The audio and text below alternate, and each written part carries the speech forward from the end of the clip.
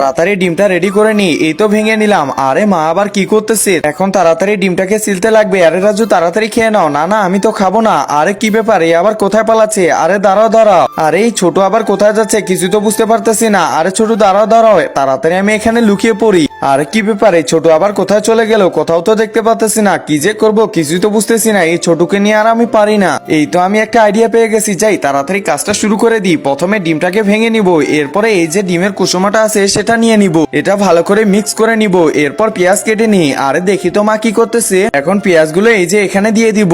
আরে বাহ ভালোই তো লাগবে মনে হয়। এখন ডিমের কুসুমাগুলো এখানে দিয়ে দিই। আরে মা আবার কি করতেছে? ভালো করে বানাতে লাগবে যেন ছোট পছন্দ করে। এখন ডিমের বাকি অংশগুলো এই যে চারপাশে করে দিয়ে দিব। এই তো হয়ে গেছে। আরে মা তাড়াতাড়ি দাও, এটা তো আমাকে খেতে লাগবে। দেখতেই তো অনেক মজাদার মনে হচ্ছে।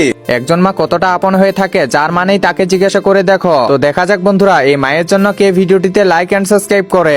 আর যারা মাকে ভালোবাসো না তারা ভিডিওটি থেকে দূরে থাকো। হ্যাঁ রাজু দাঁড়া, এখনই তোকে দিয়ে দিচ্ছি। আরে বাহ এটা তো খেতে অনেক স্বাদ করতেছে।